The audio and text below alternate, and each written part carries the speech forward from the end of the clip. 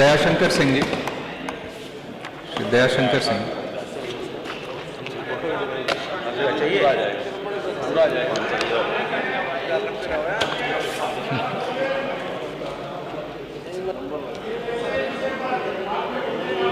के लिए आपको धन्यवाद देता हूं। विकसित भारत, विकसित उत्तर प्रदेश, हम लोग सौभाग्यशाली हैं कि हम लोग आजाद भारत में 2047 के विजन के लिए उत्तर प्रदेश विधानसभा में 24 घंटा इस चर्चा में भाग ले रहे हैं। देश की आजादी के लिए दूसरी लड़ाई नहीं होने वाली है और हम सबको इस देश को विकसित करने में आज चर्चा में भाग लेने का सौभाग्य प्राप्त हुआ है। बहुत सारे अभी साथियों ने कहा कि 2027 की चर्चा की जाए। 2047 की चर्चा क्यों हो रही है?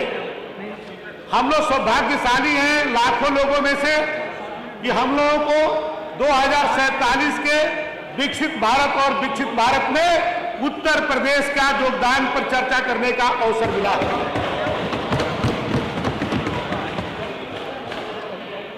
इसलिए हम ये कह सकते हैं कि तेरा वैभव अमर रहे मां, हम दिन चार रहे या न रहे।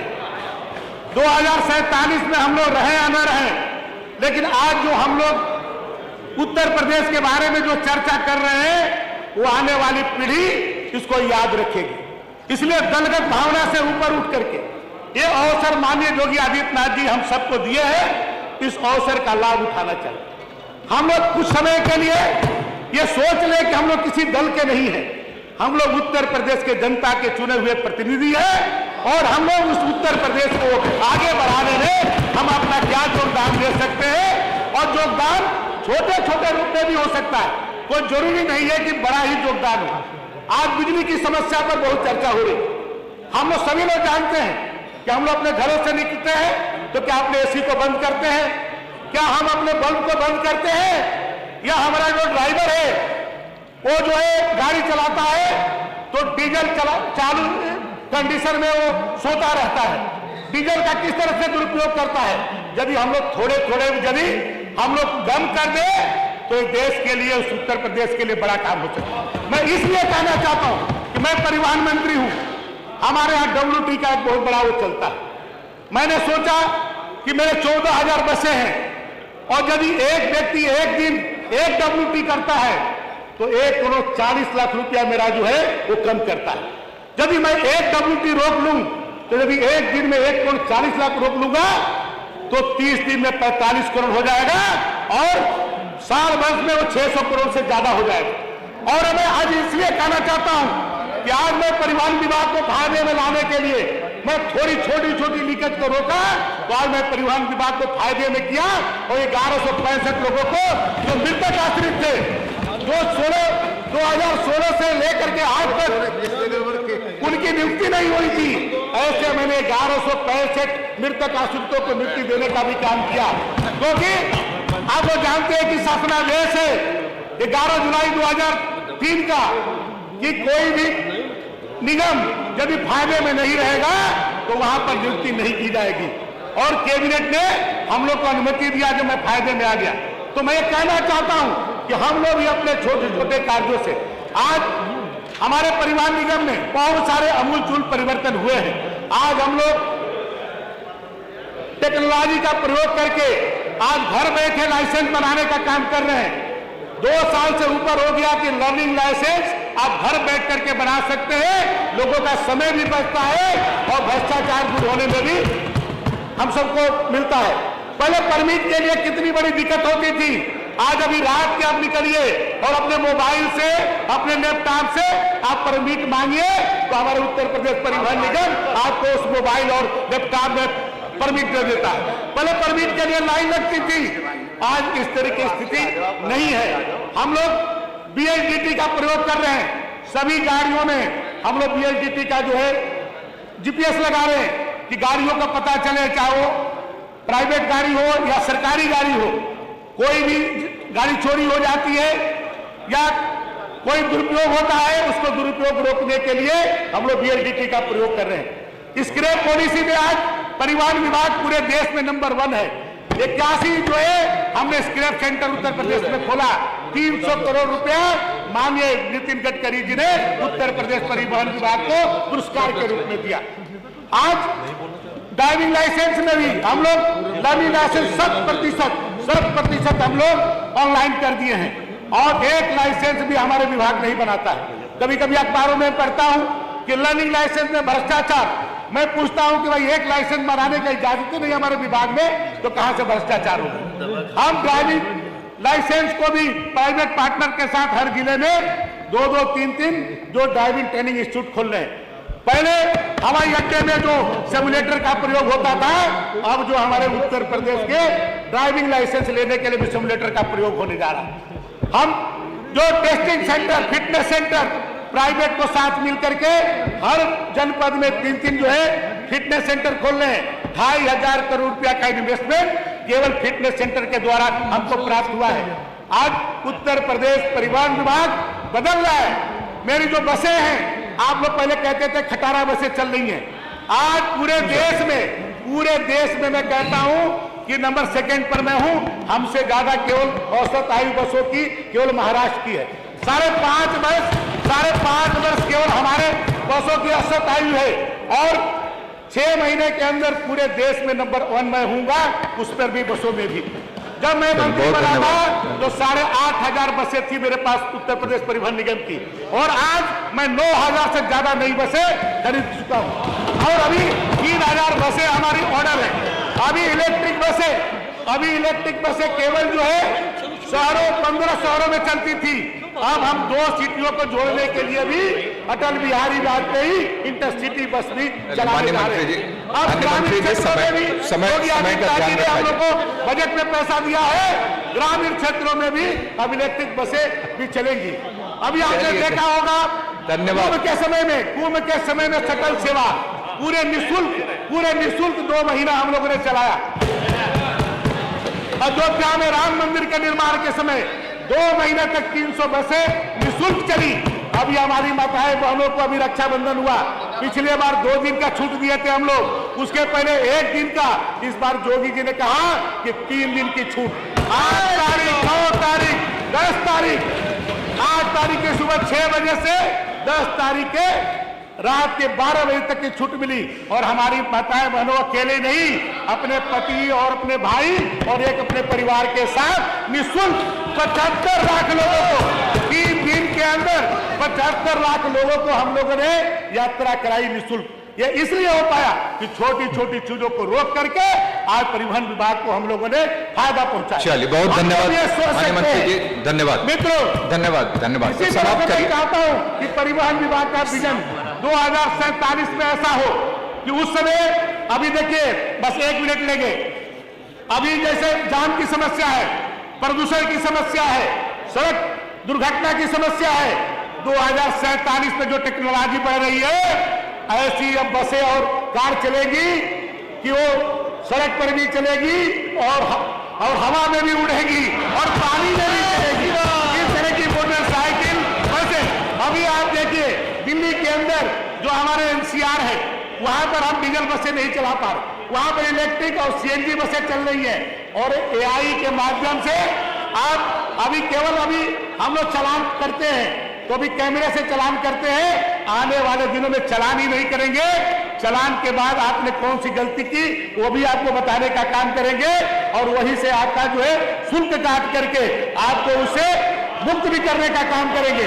और हम लोगों ने अभी 22 से लेकर के 17 से लेकर के 22 तक 8,53,000 चालान को भी निःशुल्क जीरो करने का काम किए।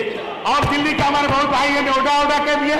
आप पहले दिल्ली से नोएडा आते थे तो आप देखते थे कि जो है गाड़ियां जो टैक्सी होती थी तो रोक ली जाती थी। आज हम लोगों ने टैक्स फ्री कर दिया कि कोई भी दिल्ली का या हरियाणा का कोई व्यक्ति हमारे NCR क्षेत्र में आएगा तो उसको टैक्स नहीं देना पड़ेगा। आज कोई गाड़ी नहीं रोकी जाती। आज वही परिवहन विभाग आज कितना परिवर्तन लाने का काम किया है और आने वाले दिनों में आप जब देखेंगे तो इस तरह से हम ये चाहते हैं कि सभी लोग थोड़े थोड़े करके अपने अपने क्षेत्रों में थोड़े थोड़े इस देश के लिए कुछ करना सीख लेंगे। उस दिन हम लोग 2047 दुनिया का सबसे बड़ा ताकतवर देश कोई होगा तो भारत होगा। और भारत में उत्तर प्रदेश सबसे बड़ा ऐसा प्रदेश होगा जो भारत को विकसित करने में सबसे बड़ा योगदान देगा तो उत्तर प्रदेश देगा। योगी आदित्यनाथ और नरेंद्र मोदी जी के नेतृत्व में, क्योंकि मोदी और योगी दोबारा पैदा इस सदी में नहीं होंगे। योगी जी के 6 भाई हैं, मैं पूरे सदन से यदि कहूं 6 भाइयों का नाम बता दो तो आप नहीं बता पाओगे। आप दर्जनों अपने घर में नेतृत्व रखने का काम आप करते हैं। योगी जी मुख्यमंत्री बनने से पहले एक ऐसे मटके मठाधीश चाहते तो अपने परिवार को समृद्ध कर सकते थे, लेकिन पिता के मृत्यु के बाद भी उत्तर प्रदेश के लोगों को कोरोना में कैसे चलिए, बहुत बहुत धन्यवाद श्री अशोक कोरी जी, और वो नहीं गए। श्री अशोक कोरी जी और योगी के विजन को स्वीकार करिए और भारत को विकसित करिए। अशोक कोरी जी नहीं है, बोलिए।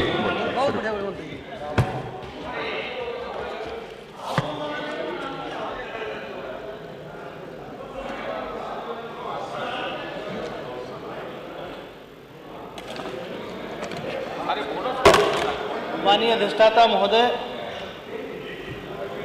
विकसित भारत और विकसित उत्तर प्रदेश, इस संकल्प को लेकर के सरकार जो आई है, इस पर बोलने के लिए मुझे जो आपने सुअवसर दिया है, मैं आपका बहुत बहुत धन्यवाद और आभार व्यक्त करता हूं। अशोक जी, मेरा आग्रह है कि सभी माननीय विधायक अपना 3 से 4 मिनट में समाप्त करेंगे और माननीय मंत्री जी लोग वो अपना 5 मिनट के अंदर अपनी बात समाप्त करेंगे। मैं कोशिश करूंगा जल्दी से। 5 मिनट।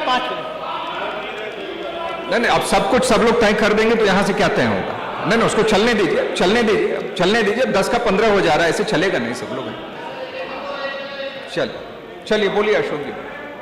माननीय महोदय, किसी भी देश को विकसित राष्ट्र की श्रेणी में लाने के लिए सबसे ज्यादा जो आवश्यकता होती है वह है वहां की आर्थिक, सामाजिक, सांस्कृतिक और पर्यावरणीय रूप से संतुलित विकास का होना।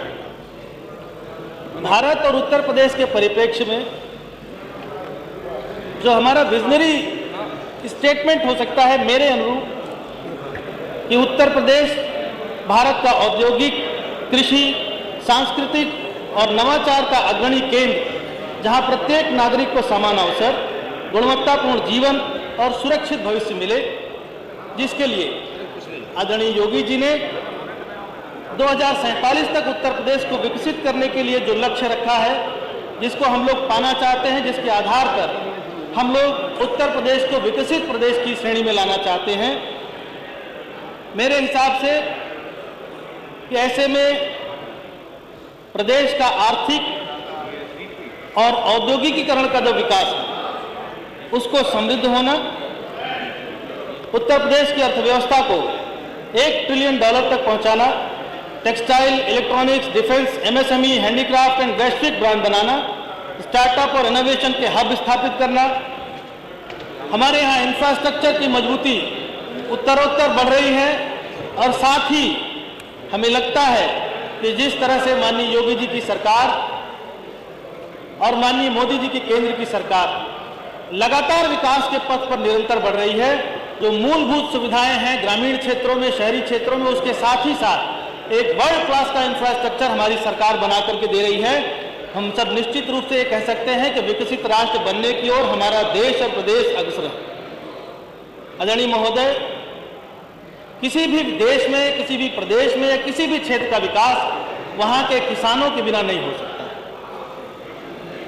आदरणीय मोदी जी ने कहा कि हम अपने गांव के किसान की आमदनी को दुगने से भी अधिक करने का लक्ष्य लेकर चलते हैं। किसान की आय को दोगुना करना, हाई वैल्यू क्रॉप्स, ऑर्गेनिक खेती, फूड प्रोसेसिंग, सिंचाई में 100% coverage, smart water management, ecommerce की सप्लाई चेन, ये सारी चीजें सरकार ने जो लाई हैं, ये सब भी विकसित भारत और विकसित उत्तर प्रदेश के लिए एक द्योतक का काम कर रही है। आदरणीय महोदय, विकसित भारत और विकसित उत्तर प्रदेश बिना शिक्षा और स्किल डेवलपमेंट के पूरा नहीं हो सकता, इसका सपना हम नहीं दे सकते, लेकिन हम गर्व के साथ कह सकते हैं कि प्राथमिक से उच्च शिक्षा, NEP 2000 पूर्ण का पूरी तरह से क्रियान्वयन, AI, रोबोटिक्स, ग्रीन टेक्नोलॉजी में स्किल हब, हर जिले में कौशल विश्वविद्यालय और डिजिटल लर्निंग प्लेटफॉर्म जो आज आए हैं, इससे हम सब जानते हैं ग्रामीण क्षेत्रों से हम लोग निकल करके आए हैं और जिस परिवेश में पढ़ करके आए हैं, आज सरकार ने ऐसे प्लेटफॉर्म हमारे स्टूडेंट्स को, हमारी नई जनरेशन को दिए हैं जिसके आधार पर हम एक विकसित राष्ट्र की ओर बढ़ रहे हैं, विकसित प्रदेश की ओर बढ़ रहे हैं। महोदय, स्वास्थ्य और सामाजिक सुरक्षा में प्रत्येक जिले में super speciality hospital, telemedicine, health startup, महिलाओं और बच्चों के लिए पोषण मिशन, वृद्धजनों और दिव्यांगों के लिए सामाजिक सुरक्षा नेट, पर्यटन संस्कृति में विरासत का संरक्षण, अयोध्या, काशी, मथुरा को ग्लोबल धार्मिक पर्यटन केंद्र बनाना, Buddha circuit, heritage city, river tourism, film city, केंद्र कला और सांस्कृतिक उत्सव जैसे काम किए जा रहे हैं। महोदय, शहरी और बुनियादी ढांचे के विकास में हम सभी शहरों में स्मार्ट सिटी की सुविधाएं ला रहे हैं। मेट्रो, रैपिड रेल, ईवी आधारित पब्लिक ट्रांसपोर्ट, जैसा अभी माननीय जयशंकर जी हमारे भाई साहब बता रहे थे, ईवी पब्लिक ट्रांसपोर्ट बहुत तेजी से हम लोग ला रहे हैं। पर्यावरण और सतत विकास के लिए लगभग 33% का हरित आवरण अब तक हम लोग चेज कर चुके हैं। साथ ही नवीनीकरण ऊर्जा, जिसे हम लोग कहते हैं advance system, advance energy system, portable energy हो, यूरेनियम की एनर्जी हो, और सोलर में हम लोग बहुत अच्छा काम कर रहे हैं, बायोगैस में काम कर रहे हैं, हाइड्रो में काम कर रहे हैं। साथ ही स्वच्छ गंगा और यमुना का मिशन, जलवायु परिवर्तन के अनुकूल योजना, माननीय योगी जी ने कहा कि लगातार हम लोग 35 करोड़ से भी इस बार ज्यादा पौधे हम लोगों ने लगाए हैं। रणनीतिक रोड मैप जो 2025 तक हमारा इरादा है कि बुनियादी ढांचा और नीतिगत ढांचे का निर्माण करेंगे। 2030 तक हम इंडस्ट्रियलाइजेशन और एग्रीकल्चर में दुगनी से ज्यादा वृद्धि करेंगे। 2040 तक सतत और नवाचार आधारित व्यवस्था को लेकर के आएंगे। 2047 तक विकसित उच्च मानव विकास सूचकांक वाला राज्य हम बनाकर दिखाएंगे। ठीक है, एक मिनट भैया, सिर्फ एक समाप्त करिए। साथ ही साथ ई गवर्नेंस, जिसकी सबसे ज्यादा जरूरत आज उत्तर प्रदेश और देश को है, शासन और नीति में सुधार की। ई गवर्नेंस, ट्रांसपेरेंसी, करप्शन पे नियंत्रण करना, पीपीपी मॉडल पे हम लोग बढ़ावा दे रहे हैं काम करने के लिए ताकि इसमें भ्रष्टाचार में कमी आए। निवेशकों को सिंगल विंडो सिस्टम देना, न्यायिक सुधार और विवाद को निपटान में तेजी करना। धन्यवाद। साथ ही सफलता के जो मापदंड हैं, प्रति व्यक्ति आय के मापदंड हैं, अतुर रहमान जी, है, कृषि उत्पादन है, औद्योगिक गुणवत्ता है। अतुर रहमान जी, बहुत बहुत धन्यवाद भैया।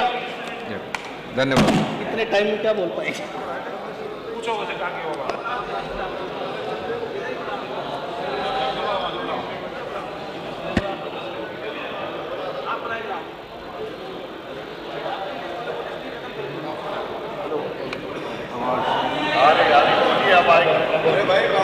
मुझे ये समझ में नहीं आ रहा है कि विजन डॉक्यूमेंट 2047 पर चर्चा क्यों कराई जा रही है। क्या आपका 2017-2022 का घोषणा पत्र पूरी तरह से लागू हो गया है?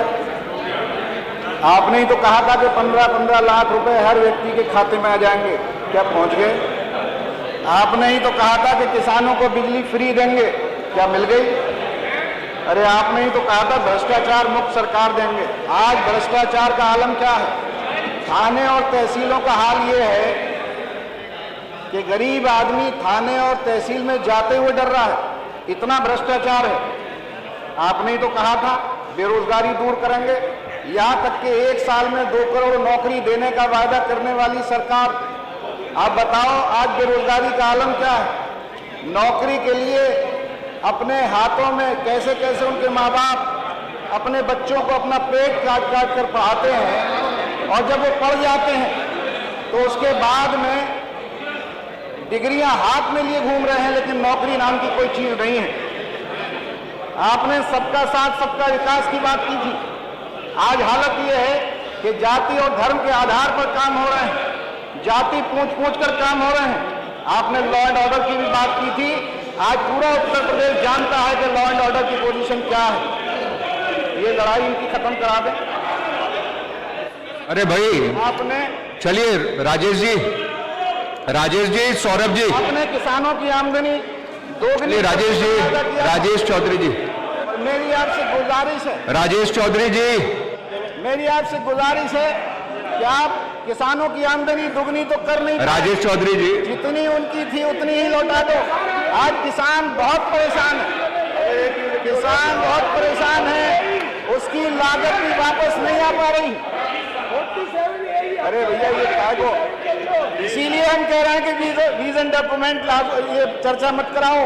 ये आपस में ही लड़ रहे हैं, विजन डॉक्यूमेंट के ऊपर ही लड़ रहे हैं। इन्हीं के लोग कह रहे हैं कि ये झूठा है।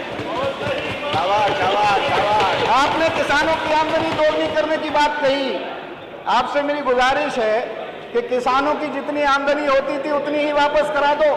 आज तो उनकी लागत ही वापस नहीं हो पा रही।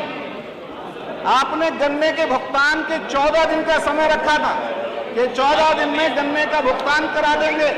अकेली मेरी विधानसभा बहेड़ी की केसर चीनी मिल पर 172 करोड़ रुपए आज भी बकाया है और आपने कहा था कि 14 दिन में गन्ने का भुगतान करा देंगे। मैं आपसे कहना चाहता हूं, हमारी विधानसभा क्षेत्र का किसान कितना दुखी है।